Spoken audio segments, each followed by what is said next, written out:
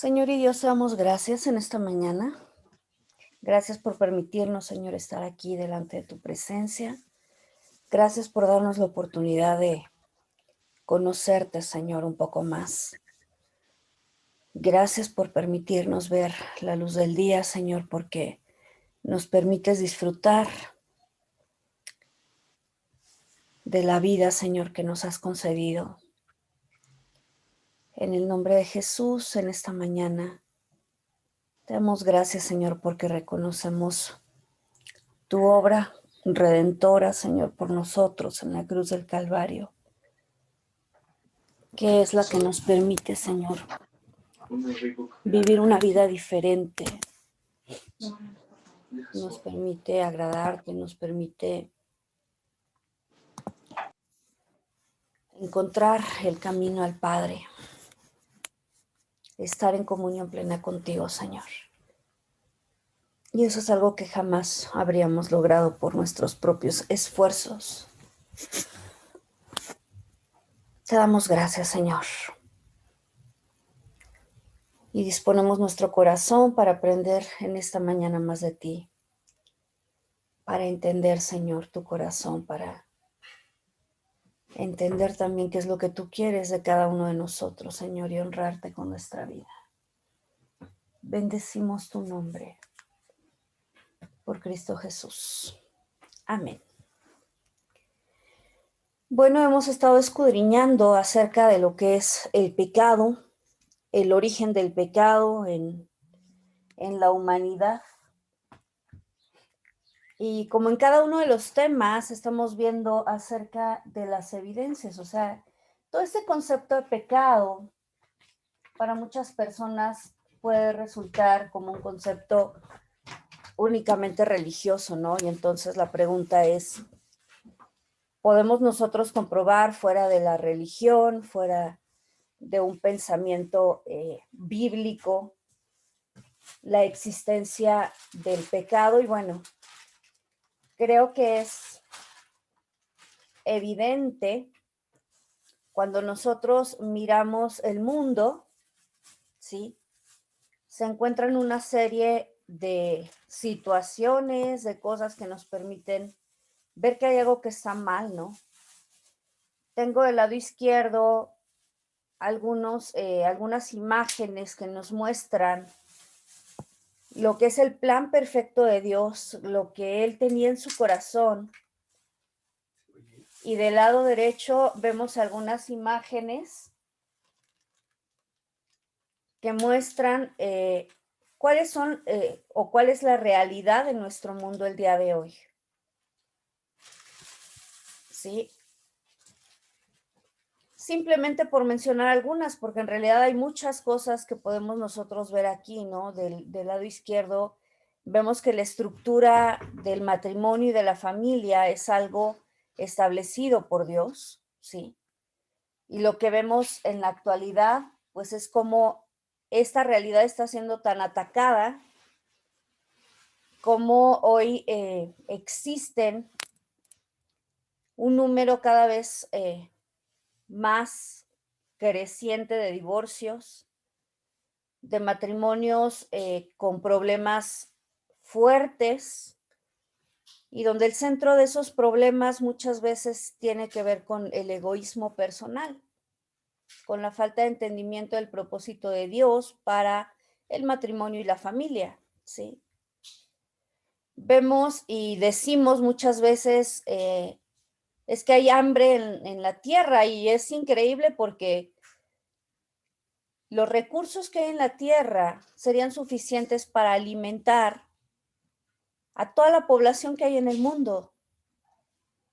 Y sin embargo vemos que más del 90% de los recursos en el mundo están en manos de menos del 5% de la población. Una desigualdad impresionante. Y eso lo único que nos permite concluir nuevamente es que no es que Dios nos haya puesto en un mundo imperfecto, sino que el ser humano, sí, es finalmente el causante de toda esta maldad. Dios deseaba que nosotros tuviéramos cuerpos saludables, y vemos que también la enfermedad es una consecuencia del pecado, finalmente algo que nos va a llevar a la muerte, ¿sí? La enfermedad no era parte del plan de Dios para el ser humano. Incluso hay enfermedades que nosotros mismos nos causamos, ¿no? Vemos todas las recomendaciones que se nos hacen acerca de la forma en que debemos alimentarnos. Y cuántas veces, incluso estando conscientes de ciertas prácticas en nuestra vida, atentamos, ¿no?, en contra de ella. Una de las publicidades que a mí más me asombra es la publicidad de las cajetillas de cigarros, ¿no? Donde vienen advertencias con gráficos, pues verdaderamente impactantes, ¿no? En términos de todo lo que puede provocar el fumar. Y es más sorprendente, déjenme platicarles que yo a lo largo de mi trayectoria profesional he trabajado en el área de mercadotecnia y en algún año de mi vida tuve acceso a información de los productos más vendidos en el mundo. Y les puedo decir que en aquel momento uno de los productos más vendidos era el cigarro.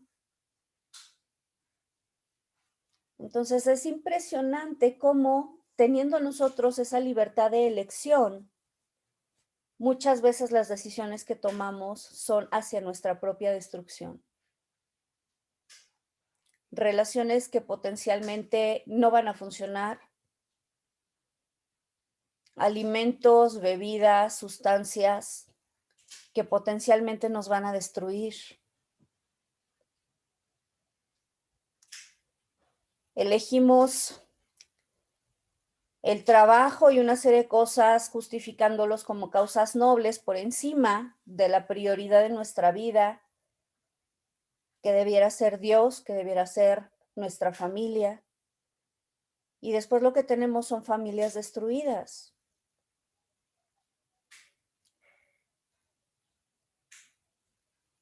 Elegimos la guerra en lugar de la paz.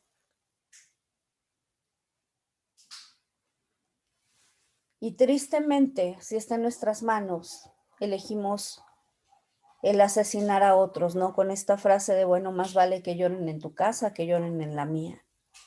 Nada de esto era parte del plan de Dios.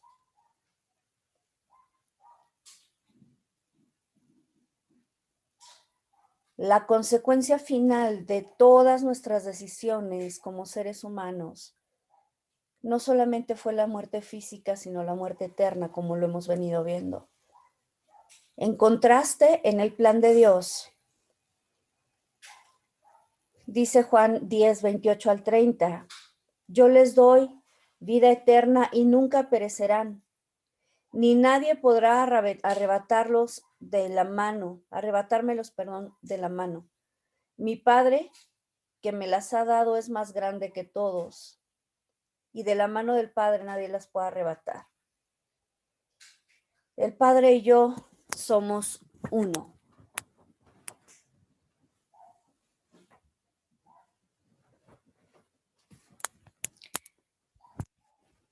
No hace falta ir muy lejos para que nosotros podamos ver las Leslie, consecuencias ¿cuál fue del pecado. la cita? ¿Perdón? ¿Cuál fue la cita? ¿Juan qué? 10, 28 al 30. Gracias. No hay de qué. No hace falta más que mirar alrededor para darnos cuenta de las evidencias que hay de la existencia del pecado. Tanto en nuestra propia vida, nuestra familia, nuestro mundo, ¿sí? De hecho, el sufrimiento es una de las principales razones por las cuales mucha gente niega la existencia de Dios. Es una de las razones por las cuales mucha gente responsabiliza a Dios y dice, si Dios existe, pues entonces es malo porque no resuelve todo lo que está ocurriendo en la tierra.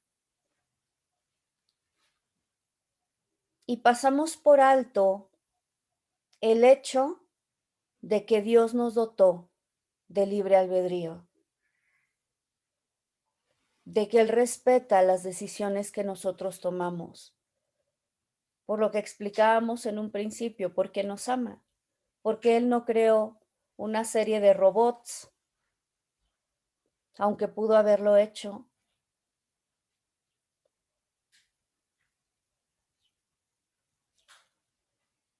Que sería la forma, digamos, en la que Él podría garantizar que su plan se hubiera cumplido a cabalidad.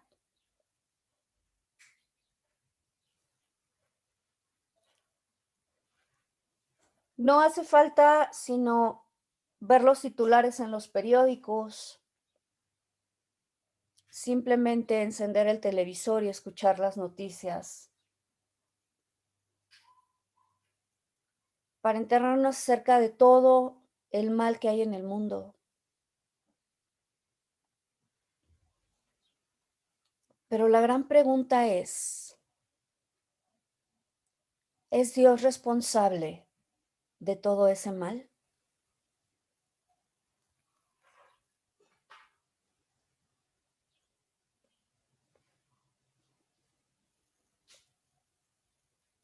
¿Cuántas veces incluso como cristianos atribuimos maldad a Dios?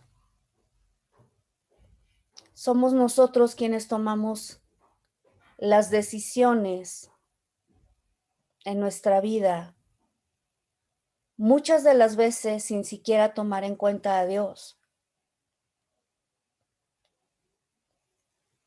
Y cuando somos presas del sufrimiento, del dolor, de la decepción, a las que nos conducen esas decisiones, ¿cuántas veces nos volcamos en contra de Dios y dudamos de su amor? Y dudamos de su bondad.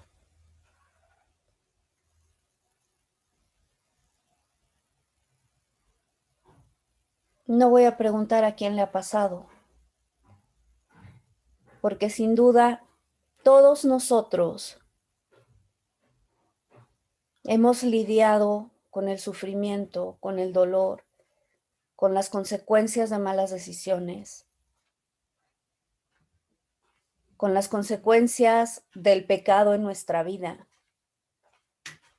Pero la invitación en esta mañana es a reflexionar y a entender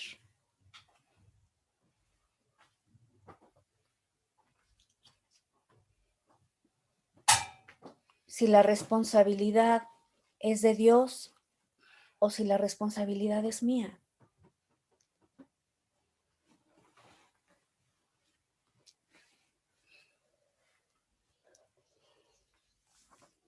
Vamos a escudriñar la palabra de Dios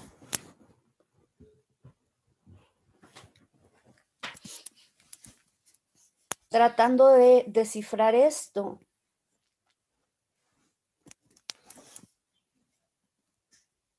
Y lo que vamos a descubrir es que el pecado, desde el momento en que se origina en Génesis, con el primer hombre, Adán, ¿sí?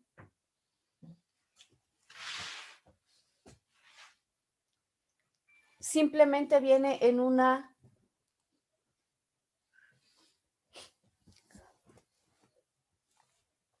espiral descendiente que no hace más que atrapar y atrapar a la humanidad, como vamos a ir viendo,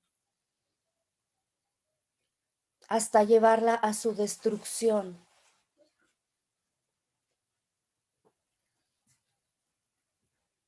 Una vez que Adán y Eva pecaron, hemos leído nosotros en la palabra de Dios que el Señor los puso fuera del jardín del Edén, ese jardín de comunión, ese lugar de intimidad.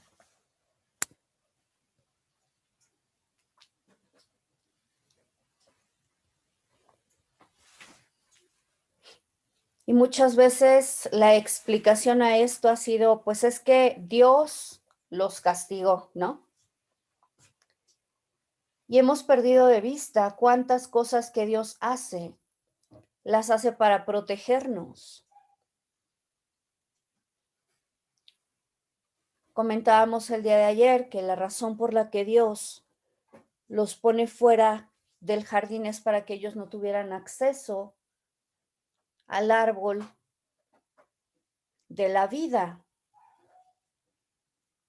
porque ya en este momento ellos estaban en una condición de perversión y de haber tenido acceso al árbol de la vida, se habría terminado cualquier posibilidad de redención.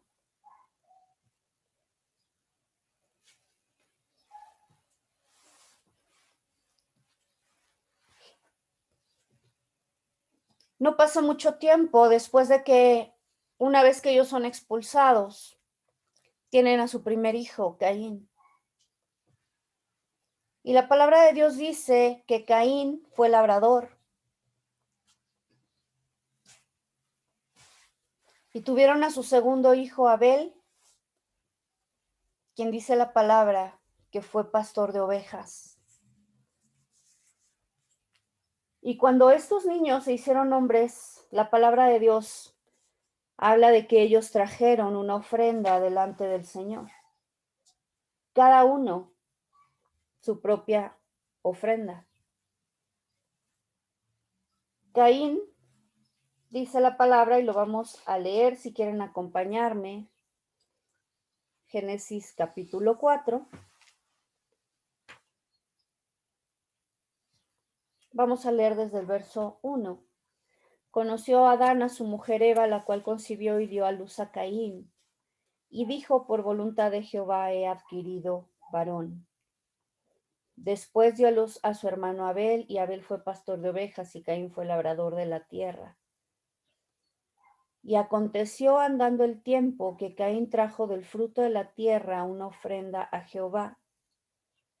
Y Abel trajo también de los primogénitos de sus ovejas, de lo más gordo de ellas. Y miró Jehová con agrado a Abel y a su ofrenda, pero no miró con agrado a Caín y a la ofrenda suya. La palabra de Dios no especifica la razón por la cual el Señor no miró con agrado a la ofrenda de Caín. Hay quienes explican que probablemente es porque trajo delante de él verduras, o vamos a decirlo así, el fruto de la tierra, lo que él labraba, mientras que Abel trajo ovejas. Sin embargo, yo creo que más que lo que trajo, esto está relacionado con una motivación interna.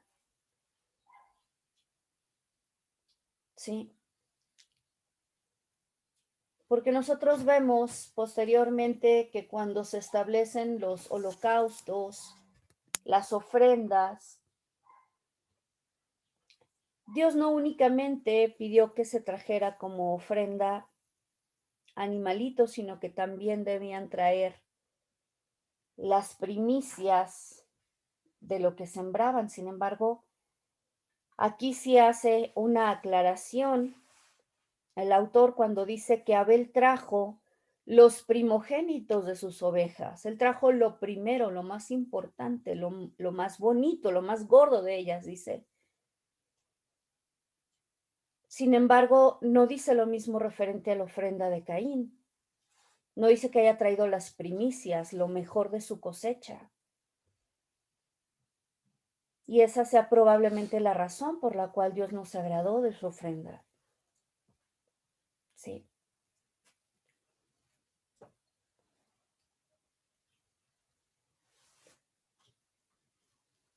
Verso 5 dice, pero no miró con agrado a Caín a la ofrenda suya. Y lo importante aquí es la actitud de Caín. Dice, se ensañó Caín en gran manera y decayó su semblante. Se enojó.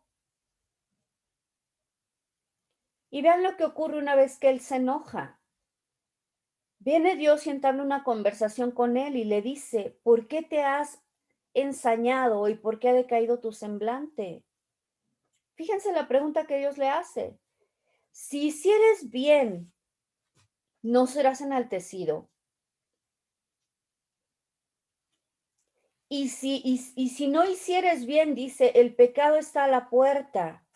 Pero con todo esto, a ti será su deseo y tú te enseñorearás de él. Lo que el Señor le estaba diciendo es, a ver, tú te estás enojando porque estás consciente que hiciste mal.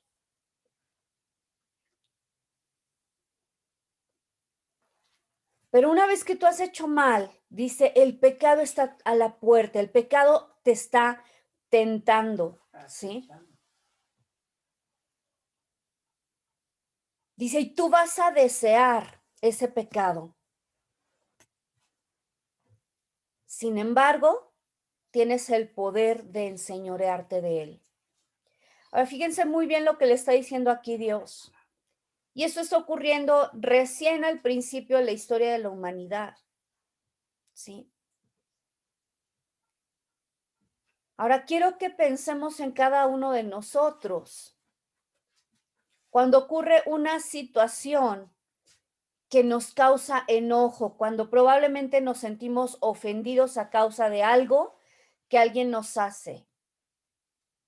¿Cuál es nuestro primer, voy a decirle así, instinto? ¿Cuál es nuestro primer deseo? ¿Alguien que quiera comentar? Molestia y deseos de venganza, de Deseos de volverle con la venganza. misma manera.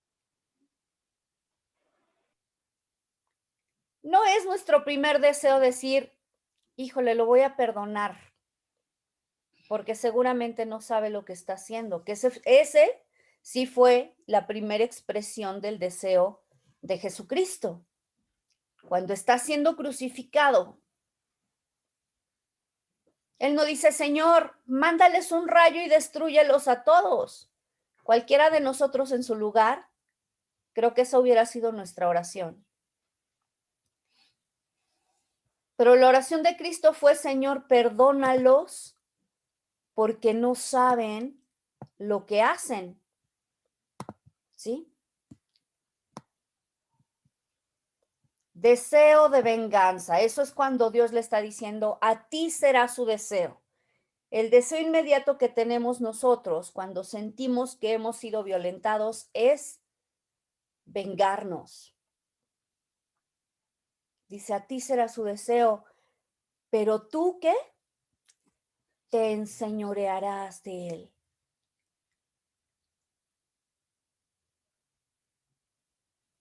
Yo no sé cuántos de ustedes, pero por mucho tiempo yo estuve engañada con el pensamiento o con la enseñanza de que el pecado era más fuerte que yo, de que yo vivía sometida al pecado. Y les estoy hablando aquí de un primer término, insisto, en el cual ni siquiera todavía había llegado la redención. Y Dios le está diciendo, sí, vas a sentir el deseo de pecar, pero tú te vas a enseñorear de ese pecado. Entonces, vuelvo a insistir, creo que una de las enseñanzas mal estructuradas muchas veces es esa idea de, pues es que Satanás me engañó y yo pequé. Ciertamente él nos engaña, pero ¿de quién es la responsabilidad de conocer la verdad? Ahora, ciertamente el pecado nos va a tentar, pero nosotros somos los responsables de cada decisión que tomamos. No es culpa de Satanás, no es culpa del pecado que habita en mí. Es mi responsabilidad y en la medida que nos hagamos responsables, en esa medida también vamos a poder tener la actitud correcta para acercarnos a Dios. ¿Sí? Voy a seguir. Verso 8. Y dijo Caín a su hermano Abel, salgamos al campo, y aconteció que estando ellos en el campo, Caín se levantó contra su hermano Abel y lo mató.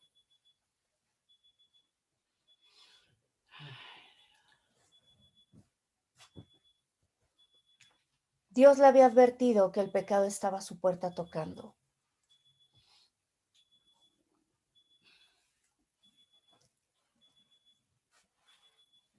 Sin embargo, la libre elección de Caín fue tomar la vida de su hermano.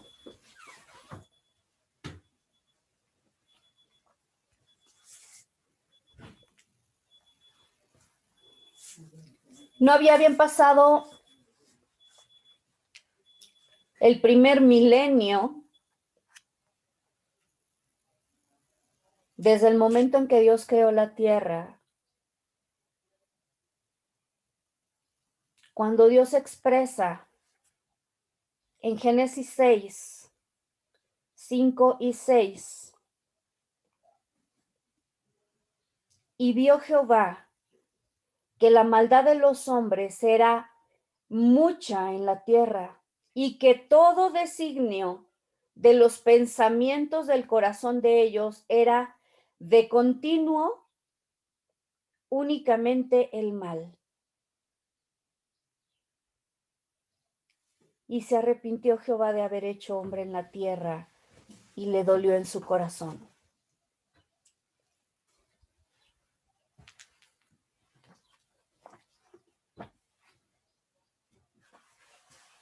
Esto ocurre poco antes de que venga el diluvio sobre la tierra, como un juicio de Dios a causa de la maldad.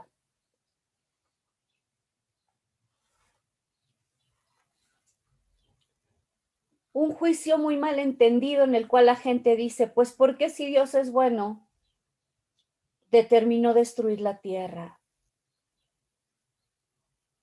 Solamente hubiera destruido a los pecadores.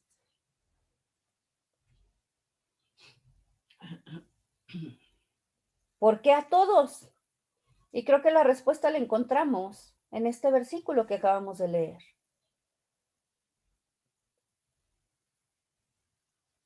La maldad de los hombres era mucha en la tierra. Y todo designio, aquí encontramos tres palabras absolutas, todo designio de los pensamientos del corazón de ellos. Era de continuo. Esto no era a veces sí, a veces no, era de continuo. Solamente el mal.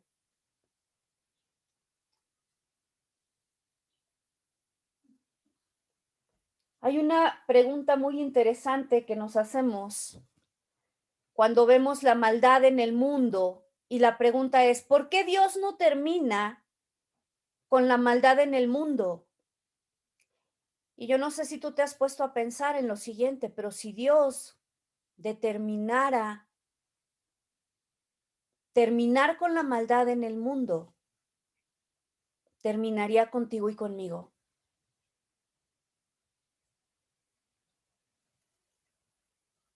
Nuevamente tendría que terminar con todo.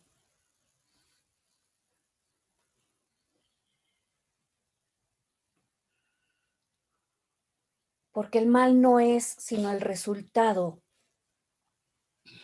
de los designios del hombre.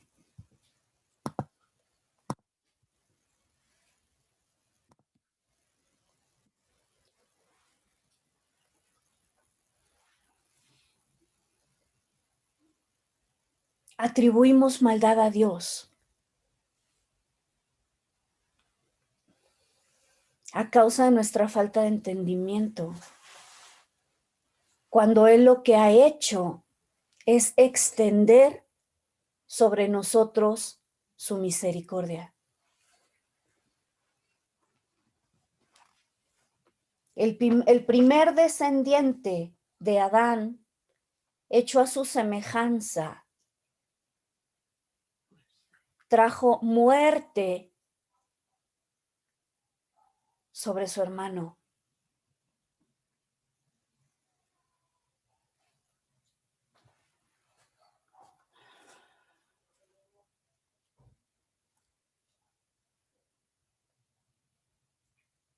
Dios pone fin al mundo por medio del diluvio, preservando únicamente la simiente por la cual vendría Jesucristo, por medio de Noé y su familia. Ellos son resguardados.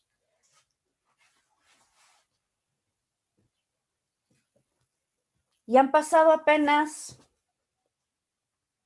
unos días de que ocurrió toda esta destrucción, y yo no creo que Noé haya sido indiferente a todo lo que ocurrió. O sea, yo no creo que ningún ser humano, viendo cómo a causa de toda la maldad es destruido el mundo, pudiera simplemente decir, pues qué bueno que yo fui rescatado, lo demás no me importa. O sea, por supuesto que él tuvo que haber vivido todo el dolor por el juicio tan grande que vino sobre la tierra. ¿O somos nosotros indiferentes al juicio de Dios sobre la tierra?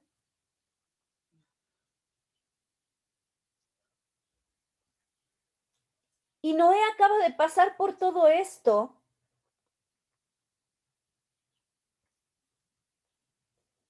Y sale del arca y establece Dios un pacto con él. Un pacto en el cual le da la misma indicación que le dio a Adán y Eva, pero ya omitiendo una parte, y ahorita vamos a ver.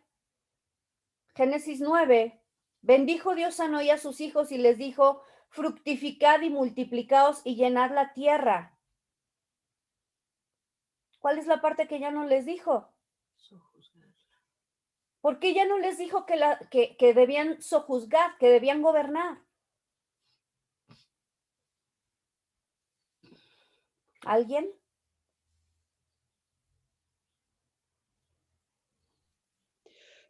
Pues ya le habían entregado ese poder a ese dominio, el de subjugar al enemigo, ¿no? Ya no. Exactamente, Ajá, exacto. exactamente. Entonces ya lo único que les dice es fructifiquen, multiplíquense y llenen la tierra. Sí. Sin embargo, fíjense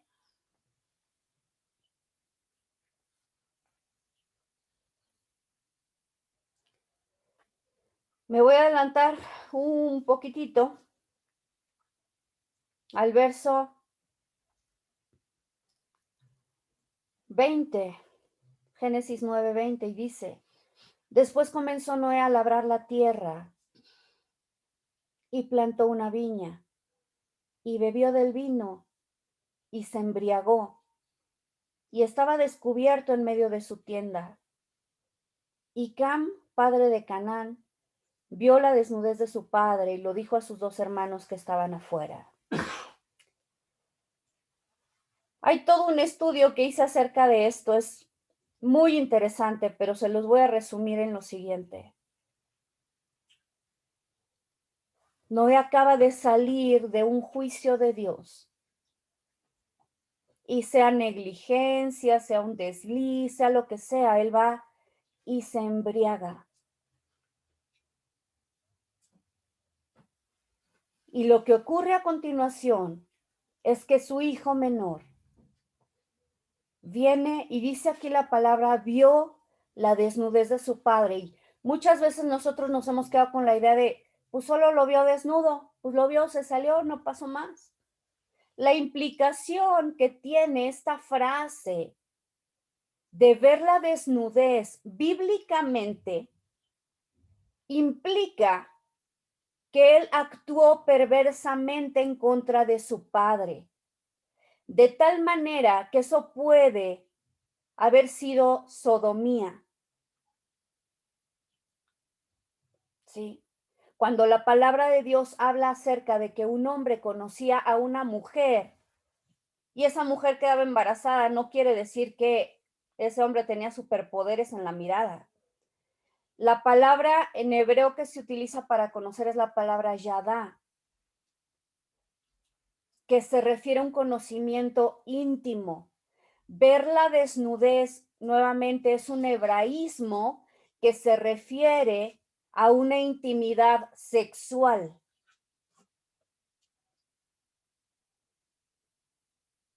Si alguien gusta escuchar más al respecto, les puedo pasar el link para que escuchen este estudio. Yo.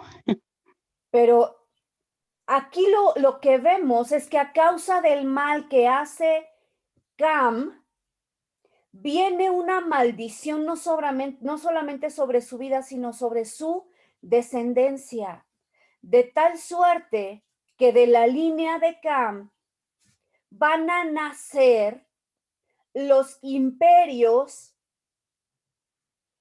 más despreciables que ha habido en la tierra, empezando por Babilonia. De esta línea va a surgir el primer hombre que abiertamente se rebela en contra de Dios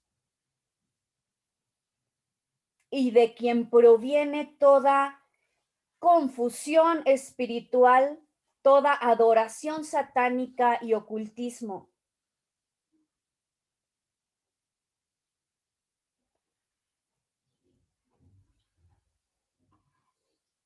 Se llama Nimrod.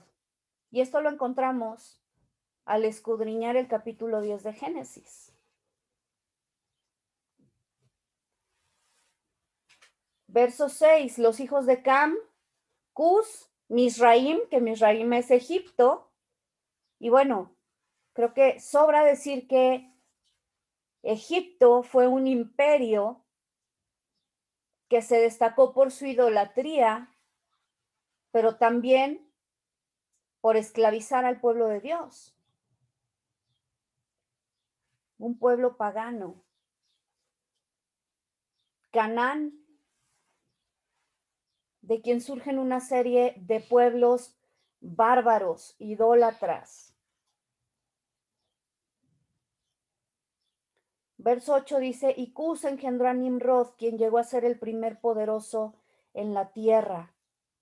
Este fue vigoroso cazador en contra de Jehová, dice el original en hebreo, en contra de Jehová. El primer rebelde abiertamente delante de Dios. Y fue el comienzo de su reino, Babilonia. Toda religión en la actualidad, toda filosofía pagana, tienen su origen en la antigua Babilonia. Ese también es otro estudio. Recién acaba el Señor de limpiar la tierra y nuevamente vemos al hombre pecando, tomando malas decisiones.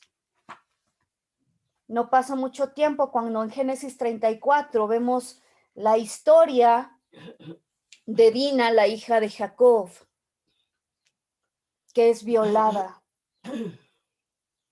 por un príncipe pagano, Siquem, que quería tomarla. Y como consecuencia de esa violación, los hijos de Jacob, ¿sí?, hacen un asesinato enorme en contra de todo el pueblo. Nuevamente recordamos aquí las palabras de Dios a Caín. El pecado está acechando a tu puerta.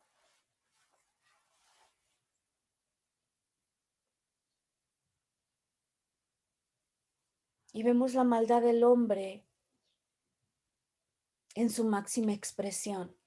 Y conforme avanzamos en la palabra de Dios, nos encontramos una tras otra historia de asesinatos, de violaciones, de sacrificios de bebés a los dioses paganos, del abuso del hombre sobre el hombre en la esclavitud.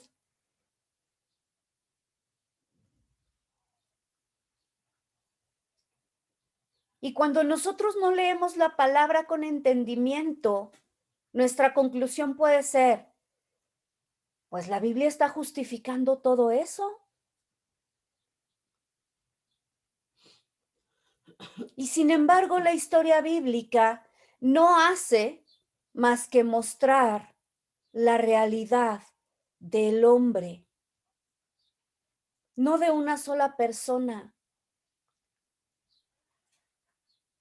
sino de todo ser humano sobre la faz de la tierra.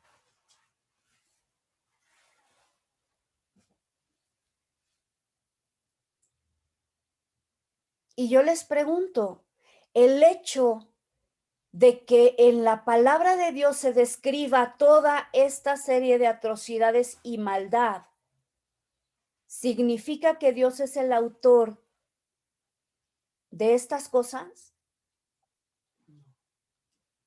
No, No. no, no. Y eso es algo que nosotros debemos entender.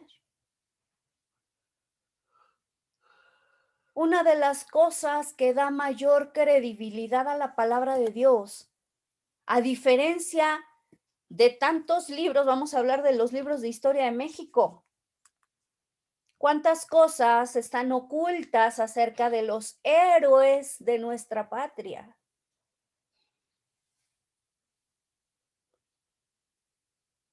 No es que lo diga yo, los invito a que investiguen. Pero resulta que los padres de la independencia pues tenían ahí sus amoríos y fue a raíz de ello que se pudieron dar ciertas cosas. Pero claro, eso la historia lo borró porque es indigno, como un héroe podía estar en una relación extramatrimonial. O han escuchado la historia en la cual dicen que los niños héroes estaban en el castillo de Chapultepec en una fiesta cuando fueron atacados sorpresivamente. No lo digo yo, búsquenlo. Algunos de ellos probablemente borrachos, ¿sí? Sí, yo en la prepa siempre nos hablaron de que la historia pues está igual, o sea, muchas cosas que te hablan en las escuelas, pues que no son ciertas, ¿no? Eh, Simplemente, ay, perdón si te puedo interrumpir tantito. Claro, adelante, Ale. Ah, por ejemplo, yo en mi caso, ¿no? Yo recuerdo que nos hablaban de la supuestamente esta Virgen de Guadalupe, ¿no? Pues obviamente decían que era una figura que trajeron los españoles para poder conquistar a los indios de aquí. Entonces, en la historia, bueno, el maestro de historia, que pues yo, según yo no era cristiano, pues fue el que nos dijo eso, ¿no? O sea, nos dijo, la Virgen de Guadalupe no existe, simplemente fue un invento de los españoles para cuando llegaron aquí, pues poder conquistar a los indios que estaban aquí. La hicieron morena precisamente porque el pueblo indio pues eran morenos, entonces tenían que adorar algo que fuera parecido a ellos.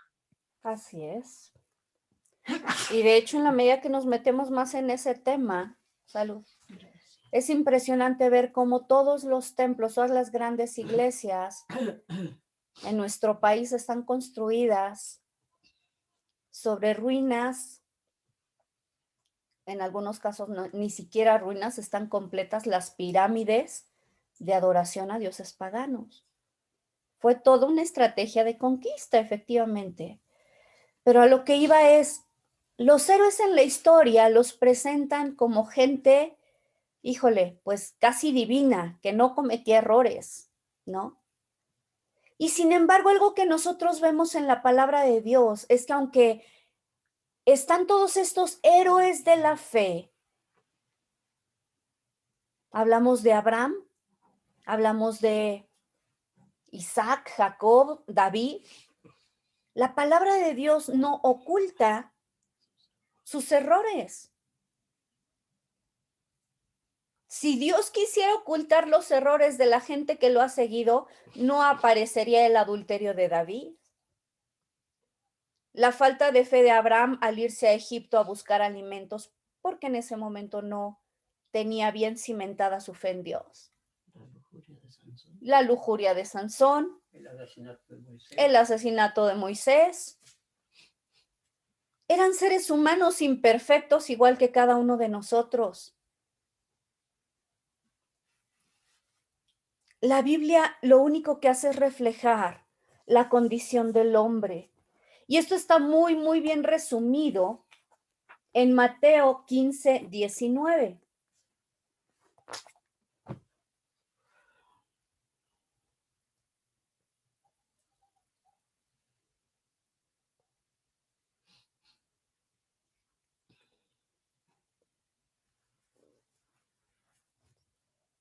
Hablando Jesús dice, porque del corazón salen los malos pensamientos, los homicidios, los adulterios, las fornicaciones, los hurtos, los falsos testimonios, las blasfemias. Estas cosas son las que contaminan al hombre. Dice, pero el comer con las manos sin lavar no contamina al hombre.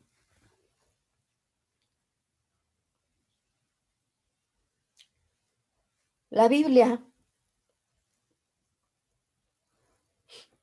es el libro que mejor define la condición humana. Mientras que encontramos nosotros cientos de libros, de filosofías, de religiones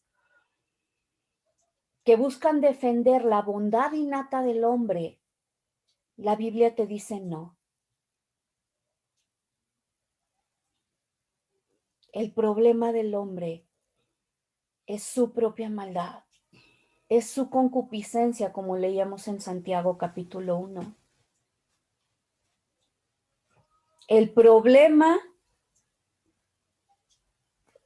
del hombre es sí mismo.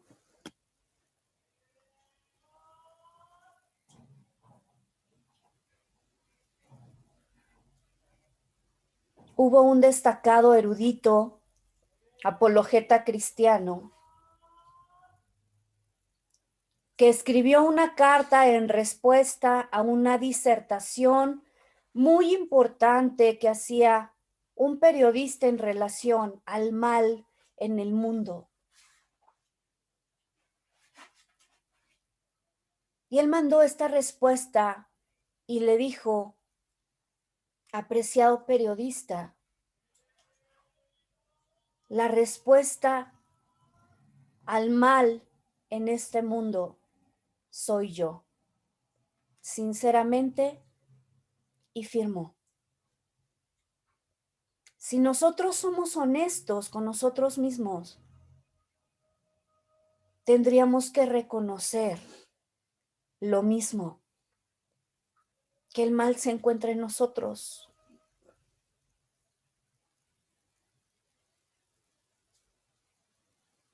Que el mal en el mundo no es sino el resultado de la libre elección del ser humano. Desde el Génesis hasta el Apocalipsis, y quiero que me acompañen, Apocalipsis capítulo número 9, versos 20 y 21. Este capítulo está hablando acerca del juicio de Dios sobre la tierra. Y en ese contexto, fíjense lo que dice estos versículos. Y los otros hombres que no fueron muertos con estas plagas, ni aún así se arrepintieron de las obras de sus manos, ni dejaron de adorar a los demonios y a las imágenes de oro, de plata, de bronce, de piedra y de madera, las cuales no pueden ver, ni oír, ni andar. Y no se arrepintieron de sus homicidios, ni de sus hechicerías, ni de su fornicación, ni de sus hurtos.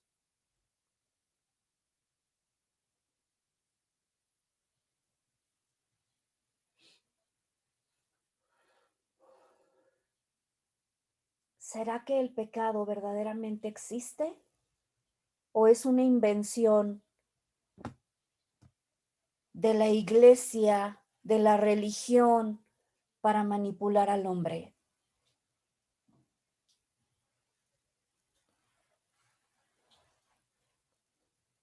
No, pues el pecado sí existe.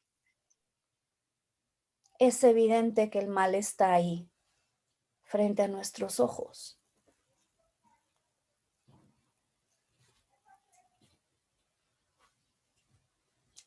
Y debiera ser evidente que somos nosotros los causantes de ese mal en la tierra. Vamos a cerrar aquí. No sé si alguien quiere hacer alguna pregunta o algún comentario.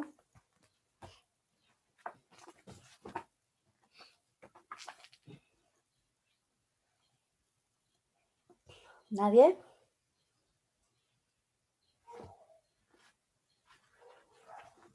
Vamos a orar. Señor, te damos gracias en esta mañana, Padre. Gracias, Señor, porque a pesar de nuestra condición, tú nos amaste. Dice tu palabra en Romanos, Señor, que mostraste tu amor para con nosotros en que siendo aún pecadores, Cristo murió por nosotros.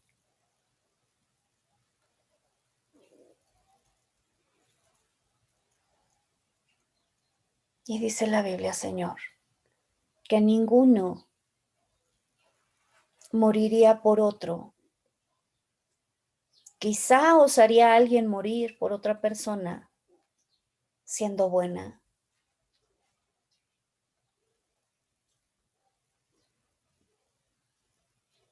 Pero manifiestas tu amor por nosotros en que nos amas incondicionalmente. Y no es un amor únicamente de palabra. Es un amor expresado en el sacrificio más grande, que es entregar tu propia vida por nosotros, Señor.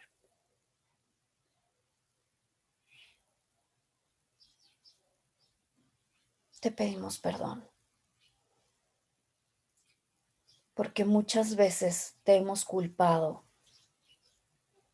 no solo del mal en el mundo, sino que te hemos hecho a ti responsable de las consecuencias de nuestras malas decisiones.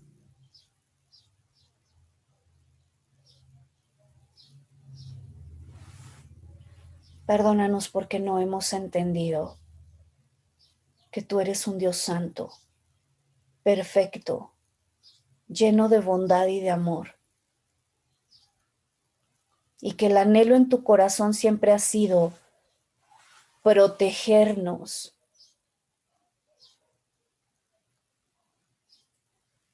de las consecuencias de nuestro pecado, Señor.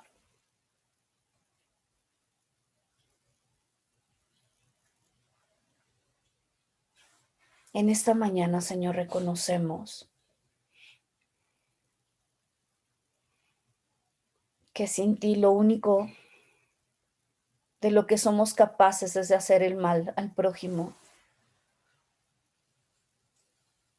de dañarnos a nosotros mismos y de dañar a la gente que nos rodea.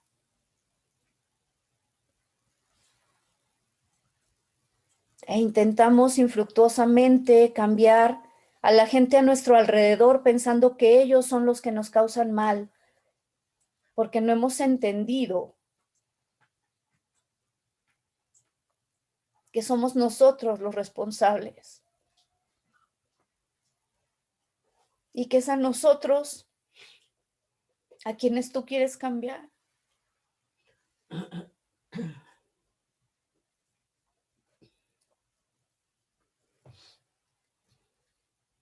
Si tú en esta mañana entiendes que Dios quiere transformarte, acércate a Él y pídele con humildad que te perdone de todo ese pecado que hay en ti. que te renueve y que te capacite para vivir en sus caminos. Señor, te pedimos perdón. Tenemos que reconocer, Señor, que si no fuera por ti,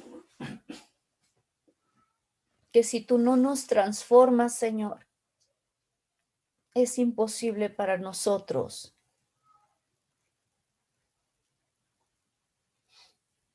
guardar tus mandamientos, vivir en santidad.